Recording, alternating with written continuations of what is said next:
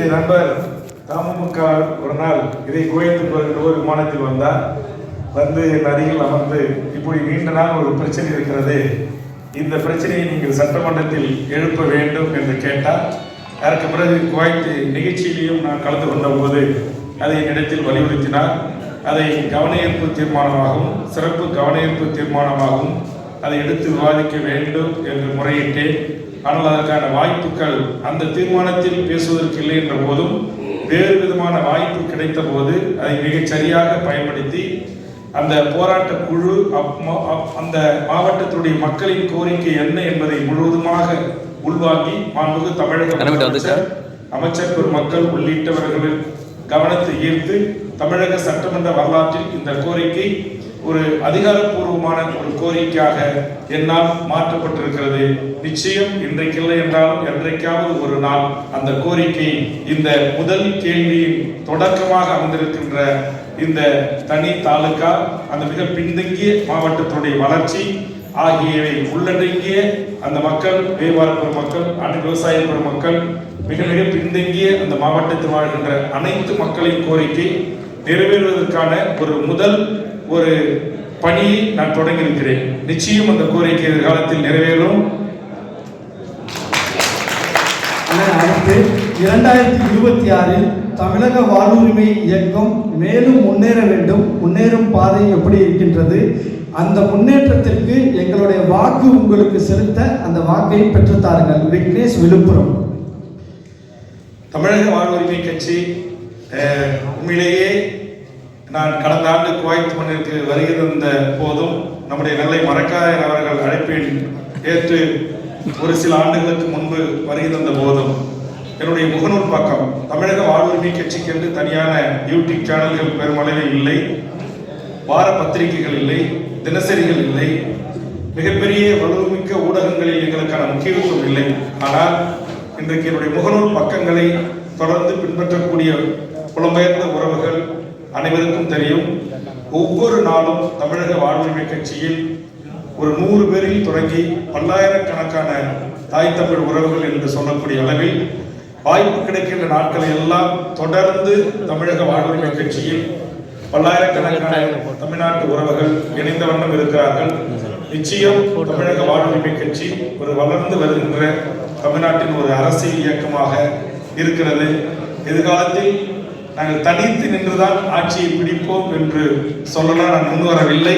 ஆனால் ஒத்த கருத்துள்ள ஜனநாயக சக்திகளோடு இணைந்து தமிழ்நாட்டில் அது ஆளுகின்ற கட்சியாக இருக்கலாம், ஆண்ட கட்சியாக இருக்கலாம், ஆள்வதற்கு வளர்ந்து கொண்டிருக்கிற கட்சிகளாக இருக்கலாம், அவர்களோடு சேர்ந்து நாங்களும் இந்த நாட்டை ஆளக்கூடிய 2031 தமிழக வாழ்வுரிமை கட்சி ஒரு தமிழ்நாட்டின் கூட்டணி மந்திரி சபையில் இடம்பெறக்கூடிய வளர்ச்சியை நோக்கி வளரும் என்ற அசைக்காத நம்பிக்கையில் நாங்கள் பயணித்துக் கொண்டிருக்கிறோம். அண்ணே, ஒரு கோரிக்கை வச்சிருக்காங்க. குவைத்தில் இப்ப இருக்கக்கூடிய பொருளாதார சூழலில் மிக குறைந்த சம்பளம் எங்களுக்கு போதுமானதாக இல்லை. அந்த சம்பளத்தை எங்களுக்கு ஒரு கூடுதல் சம்பளமாக இந்திய அரசு மூலியமாக அதை செய்ய வேண்டும் என்று கோரிக்கை வச்சிருக்காங்க. முதலில் சுண்டவட்டி, திருப்பதி. முதலில் இந்த குவைத் அரசுக்கும் இந்த குவைத்தினுடைய மன்னருக்கும் உலகம் முழுவதும் வாழ்கின்ற 12 கோடி மக்களின் சார்பாக என் நெஞ்சார்ந்த நன்றியை அவர்களுக்கு குறித்தாக்குகிறேன். கடல் தாண்டி வந்து உங்களுடைய உழைப்பை செலுத்தி, உங்கள் உதிரத்தை செலுத்தி, உங்கள் கடுமையான உழைப்பின் காரணமாக சுயமரியாதையோடு தன்மானத்தோடு தங்கள் வாழ்க்கையை நகர்த்துவதற்கு, தங்களுடைய குடும்பம் நேர்மையான முறையில் நம்முடைய தாய் மண்ணில் வாழ்வதற்கான அந்த வாய்ப்பை உருவாக்கி தந்திருக்கிற இந்த நாட்டு அரசாங்கத்திற்கு நாம் கடமைப்பட்டிருக்கிறோம். பிரிதொரு நாட்டு அரசாங்கத்தினுடைய சம்பளம் அரசு பணிகளிலோ தனியார் துறைகளிலோ நாம் பிரிதொரு நாடு. இதற்காக ஏற்கனவே கடந்த காலங்களில் ஏதாவது ஒப்பந்தங்கள் கையொப்பமிட்டு பரஸ்பரம் அப்படி ஒரு குறைந்தபட்ச ஊதியத்தை நிர்ணயம் செய்யப்பட்டிருந்தால் அதை நடைமுறைப்படுத்தவில்லை என்றால் அதை நம்முடைய தூதர்கள் மூலமாக, நம்முடைய அரசு வெளியுறவுத்துறை செயலாளர், வெளியுறவுத்துறை அமைச்சரின் மூலமாக அதை நாம் ஒரு இன்சிஸ்ட் செய்யலாம், அதாவது அதற்கான ஒரு அழுத்தத்தை தரலாம்.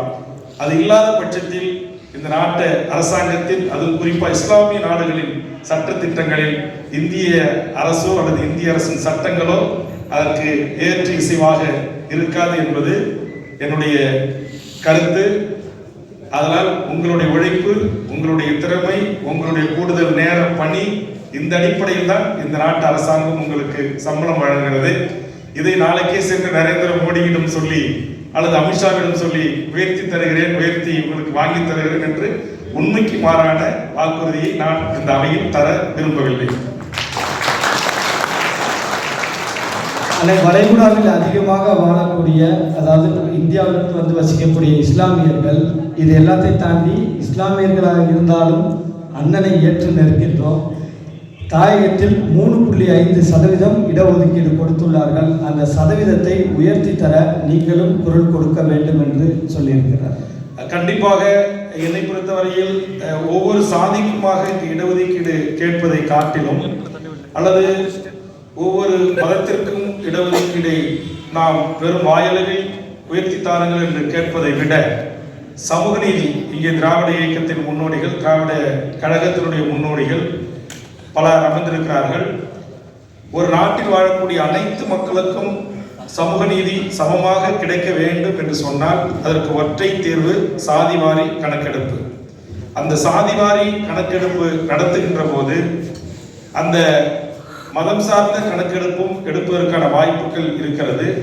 அதுபோன்று இப்போ கூடுதலாக மொழிவழி தேசிய இனங்களை அடையாளம் காண்பதற்கும் உரிய காலத்தை அதில் உருவாக்கி ஒரு சரியான புள்ளி விவரங்கள் நம்மை ஆளுகின்ற அரசிடம் இருக்கின்ற போதுதான் இங்கே வாழ்கின்ற இஸ்லாமியர்கள் எண்ணிக்கை 3.5% அல்லது அவர்கள் 5% அல்லது 7%, கிறிஸ்துவ மக்கள் அது போன்று அவர்களுடைய எண்ணிக்கை எத்தனை சதவீதம், இங்கு எஸ்சி எஸ்டி என்று சொல்லக்கூடிய இந்த மண்ணின் மக்கள் எத்தனை சதவீதம், அதுபோன்று இதர பிற்படுத்தப்பட்டோர் என்று சொல்லக்கூடிய இந்திய அளவில் பார்க்கிற ஓபிசி, தமிழக அளவில் இருக்கிற எம்பிசி போன்ற அந்தந்த சமூகங்களின் எண்ணிக்கைகளை முறையாக கணக்கெடுத்து அந்த கணக்கெடுப்பின் அடிப்படையில் எந்த மக்கள் எவ்வளவு இருக்கிறார்களோ அவர்களின் எண்ணிக்கைக்கு ஏற்றவாறு இங்கு கல்வி, வேலைவாய்ப்பு, பொருளாதாரம் உள்ளிட்டவை அரசனுடைய ஏனைய திட்டங்களும் சலுகைகளும் சென்றடைய வேண்டும்.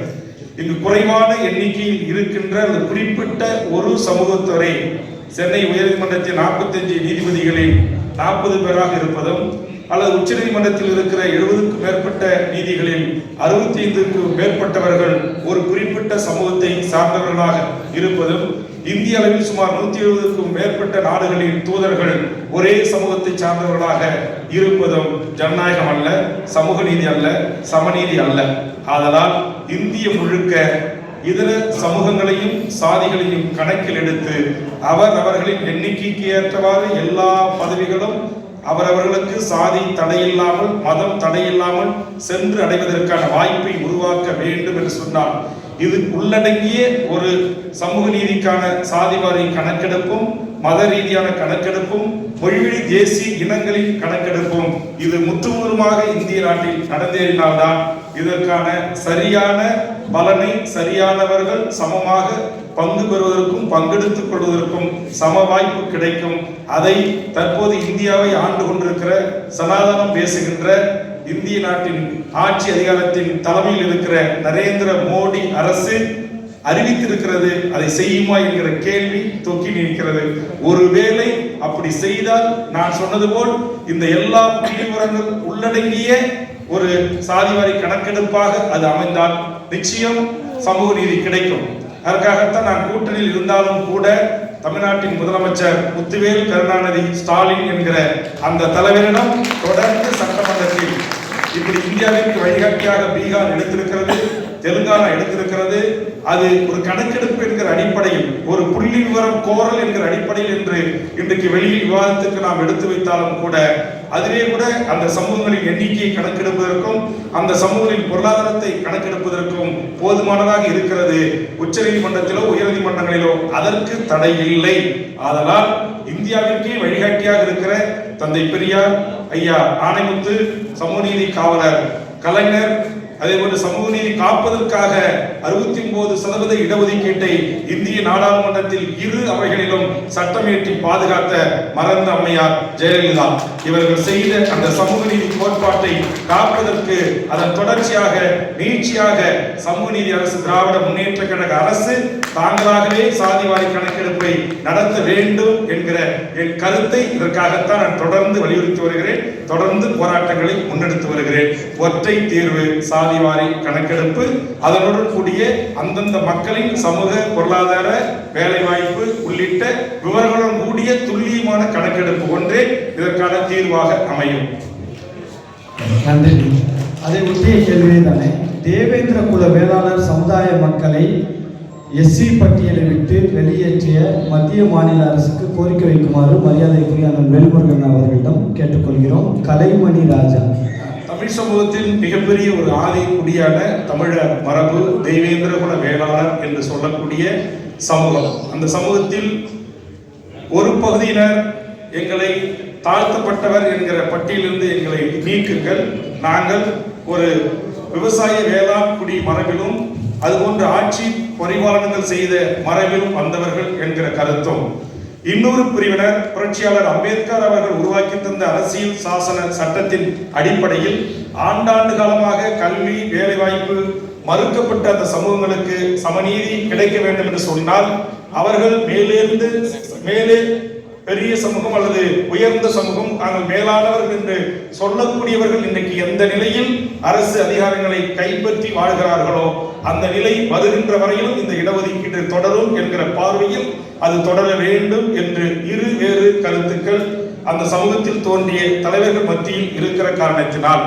நான் எல்லா கட்சிகளிலிருந்து மாறுபட்டு ஒரு கருத்தை முன்வைத்தேன். முதலில் இந்த கருத்தை முன்வைப்பதற்கு முன்பாக அந்த சமூகத்திடம் ஒரு பொது வாக்கெடுப்பை நடத்தி அந்த சமூகங்கள் பெரும்பான்மையாக பட்டியல் வெளியேற்றத்தை விரும்புகிறார்களா அல்லது நாங்கள் அவர்கள் குறிப்பிடுகின்ற தமிழ் மரபில் தோன்றிய அந்த தேவேந்திர குல வேளாளர்கள் என்கிற சமூகம் அரசியல் சட்டத்தில் இன்றைக்கு தாழ்த்தப்பட்டவர்கள் என்கிற எஸ்சி பட்டியல் இருப்பதன் ஊடாக ஆண்டாண்டு காலமாக ஒதுக்கப்பட்ட விதிக்கப்பட்டு கல்வி வேலைவாய்ப்பு பொருளாதாரத்தில் நலிந்திருந்த அந்த சமூகம் இன்றைக்கு புரட்சியாளர் அம்பேத்கர் அவர்கள் வகுத்தளித்த அரசியல் சாசன சட்டத்தில் வழங்கப்பட்டிருக்கிற உரிமையின் அடிப்படையில் ஐஏஎஸ் ஆக ஐபிஎஸ் ஆக நீதிபதியாக சமூகத்தின் மிக உயர்ந்த பதவிகளில் அந்த இடஒதுக்கீட்டை பின்பற்றி வருவதை ஏற்றுக்கொள்கிறார்களா இல்லையா என்பதை குறித்து ஒரு பொது வாக்கெடுப்பின் ஊடாகத்தான் இதற்கு ஒரு தீர்வு எட்டப்பட வேண்டும் என்கிற வேறு எந்த ஒரு அரசியல் கட்சியும் சொல்லாத ஒரு கருத்தை நான் சொல்லியிருக்கிறேன். அந்த சமூகத்தின் பெரும்பான்மை மக்களின் ஓட்டளிப்போடு அல்லது பங்களிப்போடு அவர்கள் கருத்தை அறிந்து அதற்கான ஒரு முடிவு எட்டப்பட வேண்டும் என்பது தமிழக வாழ்வுரிமை கட்சியின் கருத்து நிலைப்பாடு. ஏற்கனவே இந்த கோயத்தில் நாம் முன்னெடுத்த கையெழுத்து இயக்கம்னே அரசாங்க வேலை பார்க்க விரும்பும் மாணவர்களுக்கு கோயத்திலிருந்து தேர்வு எழுத மிகவும் பணிவுடன் கேட்டுக்கொள்கிறோம். தேர்வு கண்டிப்பா உங்களுக்கு தெரியும், இப்போது கூட பல்லாயிரக்கணக்கான மக்களை திரட்டி தமிழ்நாட்டில் மிகப்பெரிய ஒரு போராட்டத்தை தமிழக வாழ்வுரிமை கட்சி முன்னெடுத்தது. அதற்கான அடிப்படை காரணம் இங்கே வந்திருக்கிற அத்தனை உறவுகளும் நம்முடைய தாயக மண்ணில் ஏதோ ஒரு பள்ளியில், ஒரு கல்லூரியில், ஒரு பாலிடெக்னிக்கில், ஒரு ஐடியில் என்று சொல்லக்கூடிய ஒரு குறைந்தபட்ச கல்வியை கற்றவர்கள் தான். ஆனால் தங்கள் சொந்த மண்ணில் வேலை வாய்ப்பு, தனியார் துறை, அதுபோன்ற அரசு துறைகள் கிடைக்கப்பெறாத காரணத்தின் அடிப்படையில் இங்கு வந்து இந்த பாலைவனத்தில் இப்போது கூட நான் இடைவெளியில் ஒரு 5 நிமிடம் நான் கழிவறைக்கு செல்லலாம் என்று சென்று திரும்ப வருவதற்குள் அனல் காற்று வீசுகிறது. அந்த அனல் காற்று வீசி முடிந்து இப்போது இயற்கை உங்களுக்கு சாதகமான ஒரு சூழல் டிசம்பர் வரையில் தொடர்கிற இந்த தருணத்திலே இவ்வளவு அனல் காற்று வீசுகிறது என்று சொன்னால் உண்மையான இந்த அனல் காற்றில் இந்த புழுதி பாலைவன மண் பறக்கின்ற போது இங்கே அமர்ந்திருக்கின்ற என் உறவுகள் எவ்வளவு பெரிய துன்பத்தோடு வேதனையோடு அதற்கு முகம் கொடுத்து ஈடு கொடுத்து ஒரு நேர்மையான வழியில் பணம் சம்பாதிக்க வேண்டும், தன் உழைப்பை செலுத்தி என்று நீங்கள் இங்கு வந்து பணி செய்ய வேண்டிய அவசியம் எதனால் ஏற்படுகிறது என்று சொன்னால் நம்மை ஆளுகின்ற ஒன்றிய மாநில அரசுகள் அந்தந்த மாநிலத்தில் என்னுடைய பார்வை மிக தெளிவானது. நீங்கள் கேரளா மாநிலத்தில் இருக்கிற அரசு பதவிகள் 100% கேரளா மலையாளிகளுக்கே தாருங்கள். பீகாருடைய வேலையை 100% பீகாருக்கே தாருங்கள். உத்தரப்பிரதேசத்துடைய வேலையை 100% உத்தரப்பிரதேசிக்கே கொடுங்க வேண்டாங்க. ஒன்றிய அரசு பதவிகளிலே இந்திய பணிகளை செய்கின்றவர்கள் மாறுதலுக்காக ஒரு 10% இந்திய முழுக்க எடுத்துக் கொள்ளுங்கள். மீதி 90% அந்தந்த மாநில மக்களுக்கே நீங்கள் கொடுங்க. டெல்லிக்காரனுக்கு டெல்லி வேலையை கொடுங்க, பீகார்காரனுக்கு பீகார் வேலையை கொடுங்க, உத்தரப்பிரதேசக்காரனுக்கு உத்தரப்பிரதேச வேலையை கொடுங்க. ஆனால் இங்கே என்ன நடைபெறுகிறது என்று சொன்னால், எமது உறவுகளாகிய நீங்கள் அண்டா குண்டான அடகு வச்சு மெடிக்கல் செக்கப்ல எத்தனையோ அங்க மெடிக்கல் நிறுவனங்கிட்ட ஏமாந்து இல்ல 2 முறை பணத்தை கட்டி நீங்க வந்து நீங்க கஷ்டப்பட்டு உழைச்சி நீங்க சம்பாதிச்சு நீங்க வீட்டுக்கு தொகை அனுப்புறீங்க. ஆனா இன்னைக்கு என்ன தமிழ்நாட்டில் நிலம் அப்படின்னு சொன்னா, ஒன்றிய அரசு பதவிகளில் 99.9% திட்டமிட்டு வட இந்தியர்களை இறக்குமதி செய்கிறார்கள். இன்னைக்கு நம்முடைய நுங்கம்பாக்கத்தில் இருக்கிற ஆயக்கர் பவன் வருமான வரித்துறையில 1200 வருவாய் ஆய்வாளர் எடுக்கிறாங்க. 1200 பேர் 5 மாநிலத்தை சேர்ந்த இந்திய தாய்மொழியாக பண்றாங்க. சென்னையில் இருக்கிற விமான நிலையத்தில் உங்களுக்கு தெரியும், ஒரு காலத்தில் தமிழ்நாடு போலீஸ் இருந்தான், தூக்கி வெளியே போட்டு சிஎஸ்ஐ கொண்டு வந்துட்டான். நீ ஹிந்தி பேசுறன்னா நீ ஹிந்தியிலே இல்லை வெளியே போடான்றான். அதுக்கு சாட்சி நாட்டுடைய முதலமைச்சராக இருந்த முத்தமிழறிஞர் கலைஞருடைய அன்பு மகள் கனிமொழியே சாட்சி. ஆக இந்த அடாவடி அட்டூழியங்கள் இன்றைக்கு இங்கே ஏற்கனவே பேசிய விடுதலை சிறுத்தைகளின் தோழர் அவர்கள் குறிப்பிட்டது போல் நான் பிறந்த என்எல்சியை தொடர்கிறது, திருச்சி வெள்ளிலே தொடர்கிறது, வேலூர் வெடிமருந்து தொழிற்சாலையிலே தொடர்கிறது, சென்னை கப்பல் துறைமுகத்திலே தொடர்கிறது, பெரம்பூர் ரயில்பட்டி தொழிற்சாலையிலே தொடர்கிறது, திருச்சி சென்னிமலையில் அப்ரண்டிஸ் பணிக்கு வந்தவர்கள் ஒரே தொடர்பில் வந்து 5000 பேரும் அந்த பணியை பெற்றார்கள். அதற்கு பிறகு நான் அதை முற்றுகையிட்டு போராட்டம் செய்து மாற்றி அந்தந்த மாவட்ட அலுவலகங்களில் பதிவு செய்தவர்களை தமிழர்கள் எடுக்கலாம் என்கிற ஒரு ஒப்பந்தத்தை நாங்கள் மாற்றினோம். ஆக இதையெல்லாம் இன்றைக்கு நடைபெறுகிறது. இதையெல்லாம் முறைப்படுத்தினாலே அகில இந்திய பதவிகளையும் தமிழ்நாட்டின் பதவிகளையும் படித்த இளைஞர்களுக்கு அவரவர்களுடைய இடஒதுக்கீட்டின் அடிப்படையில் சாதிவாரி கணக்கெடுப்பை நடத்தி லஞ்சம், லாவண்யம், ஊழல் இது எல்லாம் இல்லாம வழங்கினாலே உங்களுடைய பெரும் துயரம் குறையும். மண்ணின் மகன் மண்ணிலே உங்கள் தாயோடு தந்தையோடு உங்கள் உறவுகளோடு நீங்கள் பெற்று வளர்த்து ஆளாக்கிய பிள்ளை செல்வங்களோடு உறவாடி மகிழ்ந்து அரசு பணிகளையும் தனியார் பெரும் நிறுவனங்களிலும் பணி செய்வதற்கான வாய்ப்புகளையும் சூழல்களையும் ஏற்படுத்தி தர வேண்டும் என்பதுதான். அதற்காகத்தான் தொடர்ந்து என்னுடைய போராட்டங்கள் தமிழக வேலை தமிழருக்கே என்கிற மிகப்பெரிய முழக்கத்தை நான் எந்த ஒரு மாநிலத்திற்கும் எதிரானவன் அல்ல. நீங்களே கூட கேட்கலாம், இப்ப தமிழக வேலை தமிழக குவைத் வேலை குவைத்துக்கு அப்படின்னு நாளைக்கு சொன்னாங்க, நாங்க என்ன செய்யறது அப்படின்னு சொல்லி. ஆனா அவர்கள் விரும்பி உங்களை அழைத்து இந்த பணிகளை நீங்கள் செய்யுங்கள் என்று கொடுக்கிறார்கள். அங்கே நம் மீது விரும்பாமலே இந்தி திணிப்பது போல் இந்திக்காரர்களை திணித்துக் கொண்டிருக்கிறார்கள். இன்னைக்கு வால்மார்ட்ல ரிலையன்ஸ் கீரைக்கட்டு ஆயா வாழைப்பூ வாயில வாழைக்காய் வைப்பதிலிருந்து அவர்கள் அமர்ந்து விட்டார்கள். கிராமங்களில் நெல் அறுவடை இயந்திரத்தை இயக்குவதிலிருந்து நெல்லை அறுவடை செய்வதிலிருந்து நாற்று நடுவதிலிருந்தே அவர்கள் திணிக்கப்பட்டிருக்கிறார்கள். ஆக 15000 ஆண்டுகள் இலக்கிய இலக்கணம் வளம் கொண்ட ஒரு தமிழினம் அந்நீரை கொண்டு விவசாயம் செய்யவில்லை, அந்நீரை கொண்டு இங்கு தொழிற்சாலை தொடங்கப்படவில்லை. நாம் நம்முடைய கை கால்களை நம்பிதான் நம்முடைய மாநிலம் இருந்தது. சமீப காலமாக தமிழர்கள் சோம்பேறிகள், தமிழர்கள் வேலை செய்ய வர மறுக்கிறார்கள். அதனால் நாங்கள் வட இந்தியர்களை இறக்குமதி செய்கிறோம் என்கிற பெயரில் தமிழ்நாட்டுடைய பண்பாடு, கலை, கலாச்சாரம், நாகரிகம், தொன்மை, வரலாறு, இலக்கிய இலக்கணம் அத்தனையும் இன்றைக்கு பாடுபட்டுக் கொண்டிருக்கிறது. நான் வருவதற்கு முதல் நாள் தமிழ்நாடு காவல்துறையை ஓட விட்டு அடிக்கிறார், கேட்பதற்கு நாதி இல்லை. திண்டுக்கல்லில் ஒரு தமிழ் படுகொலை செய்யப்படுகிறார், கேட்பதற்கு நாதி இல்லை. ஆக இந்த நிலை கூடாது. எந்த ஒரு பிரிதொரு மொழிவழி தேசிய இனத்தின் மீதும் என்றைக்கு இந்தியாவில் மொழிவழி தேசிய இனங்கள் பிரிக்கப்பட்டதோ, மொழிவழி மாநிலங்கள் பிரிக்கப்பட்ட போதோ, எந்த நோக்கத்திற்காக பிரிக்கப்பட்டதோ அந்த நோக்கம் நிறைவேற்றப்படாமல் பிரிதொரு தேசிய இனம் இன்னொரு பிரிதொரு தேசிய இனத்தின் மீது ஆதிக்கம் செலுத்துவதைத்தான் தமிழக வாழ்வுரிமை கட்சி எதிர்க்கிறது. தவிர நாம் இங்கு கூலியாக, உழைப்பாளியாக, ஓட்டுநராக செய்வது போல் பிரிதொரு தேசத்திலிருந்து இங்கு நம்முடைய மண்ணில் உழைக்கின்ற அந்த சாதாரண உழைக்கும் தொழிலாளியை நாங்கள் எதிர்க்கவில்லை. என்எல்சி கூட சாதாரண ஷெட்டு போட்டு கைவேலை இல்லாம, இஎஸ் இல்லாம, பிஎஃப் இல்லாம அடிமைய அந்த ஒப்பந்தத்தை நடத்துகிற முதலாளி சம்பாதிக்கிறான். ஆனால் அவனுக்கான அடிப்படை உரிமை சுரண்டப்படுகிறது என்பதில் இருந்தும் நாங்கள் அவர்களை பாதுகாக்கிறோம். ஆக அந்த வகையில் ஆதிக்கத்தை எதிர்க்கிறோம். வடவருடைய வணிகம், தங்க வணிகம் நம்மகிட்ட இல்ல, இரும்பு வணிகம் நம்மகிட்ட இல்ல, எலக்ட்ரிக்கல் நம்மகிட்ட இல்ல, ஜவுளி நம்மகிட்ட இல்ல, ஈரோடு மஞ்சள் வணிகம் நம்மகிட்ட இல்ல, சீட்டி நாயுடு பரம்பரை கிட்ட இருந்த ஒட்டுமொத்த நிறுவனங்களுடைய முதலாளித்துவம் நம்மகிட்ட இன்னைக்கு இல்ல.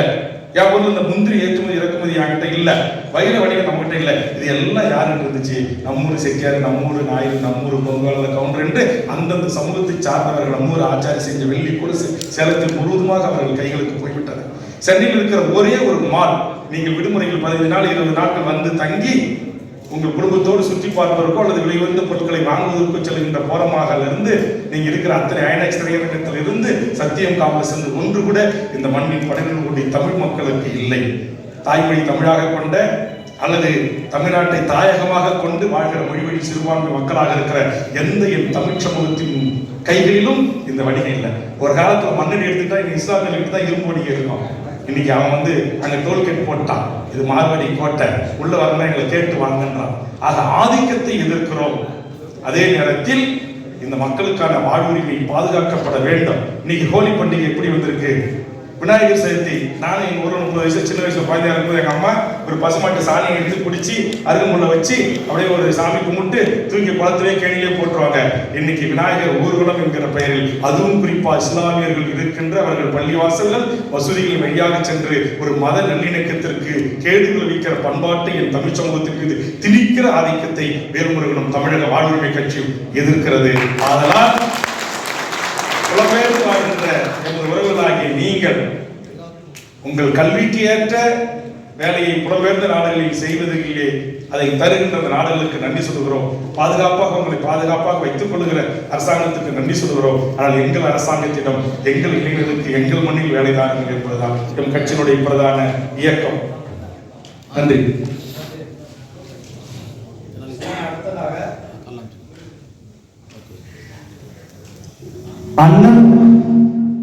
அண்ணன் உள்ளிட்ட தமிழ் தேசிய தலைவர்கள் ஒருங்கிணைந்து தமிழ் தேசிய கூட்டணி அமைய வாய்ப்பு உள்ளதா? அதாவது இங்க திராவிடம் தமிழ் தேசியம் இதை ரெண்டையும் எதிரும் எதிருமாக நிறுத்துகின்ற இந்த அடிப்படை புரிதல் இல்லாத அரசியலை முதலில் நாம் தெரிந்து கொள்ள வேண்டும். நான் இன்றைக்கு இந்த மேடையில பேசுறதுக்கும் சித்தார்த்தம் பேசுவதற்கும் மேடையிலே வீற்றிருக்கிற இதற்கு முன்பு பேசிய விடுதலை சிறுத்தைகளாக இருந்தாலும் அதிமுக இருந்தாலும் திமுக இருந்தாலும் இங்க இருக்கிற மனிதநேய ஜனநாயக கட்சியாக இருந்தாலும் தேமுதிக இருந்தாலும் நாம் எல்லாம் இன்றைக்கு ஒரு அரசியல் புரிதல் ஒரு அரசியல் தெளிவு பெற்று நாம் இந்த மண்ணில் இவ்வளவு தெளிவாக பிழைக்க வந்த இடத்தில் கூட நாம் அரசியல் பேசுகிறோமே.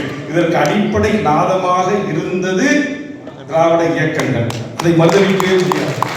தந்தை பெரியார் அதுபோன்று இன்னைக்கு புரட்சியாளர் அம்பேத்கர் அவர்களை அவர் ஒரு மகாராஷ்டிரா என்று பேசுகின்ற தமிழ் தேசியம் அல்ல, தமிழக வாழ்வுரிமை கட்சி பேசுகிற தமிழ் தேசியம். சித்தார்த்தர் குறிப்பிட்டது போல் தந்தை பெரியாரை கர்நாடகத்தில் பிறந்து தமிழ்நாட்டில் வாழக்கூடிய தெலுங்கராக பார்க்கிற தமிழ் தேசியம் அல்ல. நாங்கள் எடுக்கிற தமிழ் தேசியம் என்பது தெளிவான தமிழ் தேசியம். தமிழ் மொழியை தாய்மொழியாக கொண்டவர்களும் தமிழ்நாட்டை தாயகமாக கொண்ட அத்தனை, அது உருது பேசுற முஸ்லீமாக இருக்கலாம், ஒக்கிலிக்கராக இருக்கலாம், தெலுங்கு பேசுற மக்களாக இருக்கலாம், இன்னும் தமிழ்நாட்டில் 100 ஆண்டு 200 ஆண்டு 300 ஆண்டு 500 ஆண்டாக இந்த மண்ணோடு கலந்து இரண்டர வாழுகின்ற அனைத்து உறவுகளுக்கும் ஆனதுதான் தமிழ் தேசியம். இது பிளட் டெஸ்ட்லாம் எடுத்து பரிசோதனைலாம் பண்ணி அதை ஒதுக்குற அந்த தமிழ் தேசியம் பேசின இன்னைக்கு உலகமயமாக்கப்பட்ட இந்த சூழலில் இது ரொம்ப பேராபத்தது. இங்க எங்க அண்ணன் 15,000 பேருக்கு ஷாகுல் அண்ணன் சிஓவா இருக்கிறாரு. நாளைக்கு குவைத் ஷேக்கு அவரு குவைத் தேசிய பேச ஆரம்பிச்சா என்ன ஆகும்? இன்னைக்கு அமெரிக்காவில் பூரா தமிழர்கள் மிகப்பெரிய அலுவலகத்துல கோல வச்சலாம் அமெரிக்கர்கள். ஆக இன்றைக்கு புவியியல் சார்ந்த உலகமயமாக்கப்பட்ட இந்த சூழலில் இதை நாம் முதலில் புரிந்து கொள்ள வேண்டும். இன்னும் சொல்ல போனால் நான் இன்னைக்கு தோழர் தமிழரசனை தமிழ் தேசிய தலைவர் பிரபாகரனை தலைவராக ஏற்றுக்கொண்டிருக்கிறேன் என்று சொன்னால் இந்த இருவரையும் அடைகாத்து இவர்கள் தமிழ் தேசிய வெளியில் பேசுவதற்கு வாய்ப்பை தந்தது. இன்றைக்கு பிரபாகரன் என்கிற அந்த தலைவர் மகத்தான விடுதலை புலிகள் இயக்கத்தை கட்டி எழுப்புவதற்கு ஒரு மலையாள தேசத்தில் பிறந்து இலங்கையை பூர்வீகமாக கொண்டு மலையாள மொழியாக கொண்டு இந்த மண்ணில் நடிக்க அல்லது பிழைக்க வந்த புரட்சி தலைவர் எம்ஜிஆர் என்கிற அந்த மகத்தான தலைவன் அள்ளி கொடுத்த கோடிக்கணக்கான ரூபாய் தான் விடுதலை புலிகள் இயக்கம் உலகம் திரும்பி பார்க்கின்ற போராட்டத்தை நடத்துவதற்கு வாய்ப்பாக அமைந்தது. அதனால நாம் ஒரு தெளிவான ஒரு புரிதலோடு ஒரு பிறகு தேசிய இனங்கள் மீது வெறுப்பை உமிழாமல் இன்னைக்கு முத்துக்குமார் தொடங்கி 20 பேர் செத்துட்டாங்க 7 இனப்படுகொலைக்கு. அதில் 5 பேர் தாய்மொழி தெலுங்காக கொண்டவர்கள். தமிழ் வாழ்க, பிரபாகரன் வாழ்க, விடுதலை புலிகள் வாழ்க என்று முழக்கம் போட்டு தீக்குளித்து செத்து போனவர்கள். பெரம்பலூர் அரியலூர் மாவட்டத்திலே முதல் ஈழ இனப்படுகொலைக்கு தன் உயிர் தேக்கு மரபுரை தீக்கரை ஆக்கியவன் அப்துல் ரவுப் என்கிற இஸ்லாமிய பச்சை தமிழன். இந்த புரிதல் இருக்கணும்.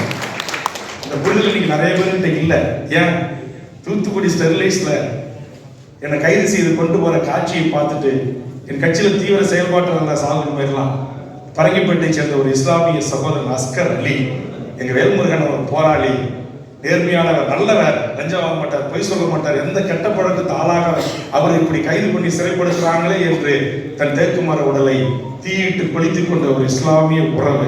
இந்த நூற்றாண்டிலும் தமிழையும் நேசிக்கிறவனை பார்த்து நீ உருது பேசுற, நீ உருது முஸ்லிமாக இரு, நீ ஆடா தமிழ் என்று கேட்கிற இந்த கேள்வி அறவை கட்டத்தனமான கேள்வி. ஆதலால் இதை நான் எதிர்க்கிறேன். அதே மாதிரிதான் நீ வைகோ, நீ தெலுங்க, கோவை ராமகிருஷ்ணனை தெலுங்குன்னு என்று சொல்கின்ற இந்த அரசியலை நான் எதிர்க்கிறேன். ஒரு வைகோவும் ஒரு கோவை ராமகிருஷ்ணனும் ஒரு கொளத்தூர் மணியும் தான் இங்கு களம் அமைத்தார்கள், தளம் அமைத்தார்கள். அந்த களம் அமைத்து தளம் அமைத்த இந்த தமிழ்நாட்டில் தான் ஒரு ஒடுக்கப்பட்ட மக்களின் தலைவனாக பிறந்து பல்லாயிரம் சிறுத்தைகளின் தாய் சிறுத்தையாக இருந்த எங்கள் அண்ணன் திருமாவளவன் என்கிற அந்த தலைவன் தான் தட்டி தூக்கி அத்தனை ஏரிகளையும் இன்னைக்கு சேரி என்று சொல்லுகின்ற, காலனி என்று சொல்லுகின்ற அத்தனை என் குடிசை வாழும் மக்களின் உள்ளங்களிலும் இந்த மகத்தான விடுதலை போராட்டத்தையும் தலைவரை கொண்டு சேர்த்த மகத்தான தமிழ்நாட்டில் பெரும்பான்மையான இஸ்லாமிய உறவுகள் விடுதலை புலிகள் மீது மாறுபட்ட கருத்து கொண்ட போது அவன் என் தமிழன் என்று தமிழ்நாடு மட்டுமல்ல உலகம் முழுவதும் பேசிய மகத்தான போராளிதான் பழனி பாபா என்கிற அந்த மகத்தான. இதையெல்லாம் நம்ம படிக்கணும், இதையெல்லாம் தெரிஞ்சுக்கணும். இதையெல்லாம் படிக்காம இதையெல்லாம் தெரிஞ்சுக்காம மலையாளி, தெலுங்கு, கன்னட என்று சொல்லுகின்ற தேசிய இனங்களை கூறு போட்டு பிரித்து அதன் ஊடாக ஒரு காலத்திலும் தமிழ் தேசியத்தை நாம் வெல்ல முடியாது என்கிற தெளிவான பார்வை எனக்கு இருக்கிற காரணத்தினால்தான் நான் தந்தை பெரியாரையும் புரட்சியாளரையும் தமிழரசரையும் இன்றைக்கு பிரபாகரனையும் ஏற்றுக்கொண்டு தமிழ் தேசிய அரசியலை முன்வைக்கிறேன். நான் வைக்கிற தமிழ் தேசிய அரசியல் என்பது அனைத்து உயிர்களுக்குமானது.